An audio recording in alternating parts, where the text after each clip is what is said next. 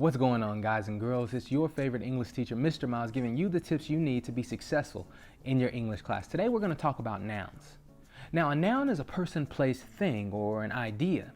However, there are a few different ways that you can use nouns within a sentence, or at least there are a few different categories that you can place these types of nouns in. Make sure you have out a piece of paper and a pencil so that you can take notes, so that when you get to class, you look like a genius. Let's get into it.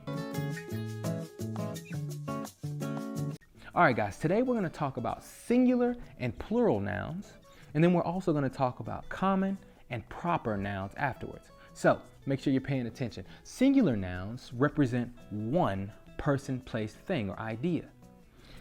Plural nouns represent more than one person, place, thing, or idea. So whenever I say singular, I am talking about a single thing. But when I say something is plural, that means there's more than one. It's not single. Let's look at these examples. The word cat is singular because it only addresses one cat.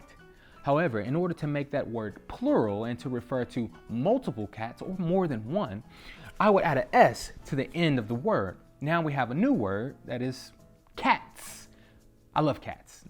I really do. I actually like dogs better, but cats are still pretty cool.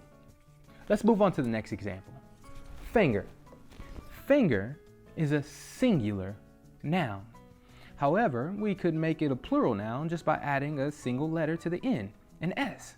Now we have a new word, fingers. Makes sense, right? Plural words means more than one. So sometimes you'll add an S to the end, but there are exceptions to this rule. There are a list of different rules that you'll have for different words. So we'll cover that in a later video. I don't want you to worry about that right now, but just understand the concept that singular means one and plural means more than one. It's pretty simple, right? Cool. Let's move on to the next two types of nouns. We have common nouns and proper nouns. Again, these are pretty easy as well.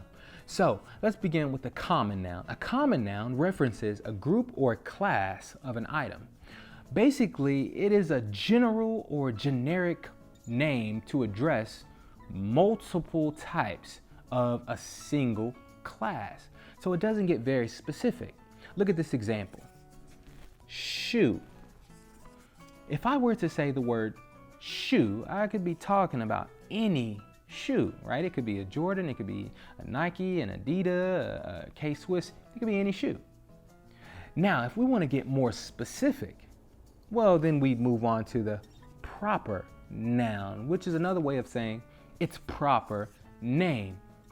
There are a couple things that you have to remember about proper nouns. Number one, it is extremely specific. So you wouldn't want to use a proper noun to address a group unless there is a specific group that you're talking about. So if I was to say sports, sports is a common noun because it could be multiple sports. But I could get more specific by saying basketball, which is my favorite sport. Now look at these examples. Shoe is a common noun. But what about the word Nike? You see, Nike is a very specific shoe. Therefore, it is a proper noun. Easy, right? Now, let's move on to the next example. Man. Man is a common noun. However, let's get a little bit more specific. Kobe. Kobe Bryant is a basketball player. Well, that's very specific. We know exactly what man we're talking about. Simple, right? I knew you get it. Check this out. So these are the four nouns that we talked about today: singular, plural, common, and proper nouns. If you need to go back in the video to get an understanding of these four nouns, please do so. Watch the video over and over again until you get it. Make sure you're taking notes and make sure they go to your classroom with you so that you can look like a genius. I'm serious about that. But anyway, that's the end of the video. Make sure that you're staying awesome, and hopefully I'll see you again. All right, a tout à l'heure. Au revoir. Adios. Buenos dias.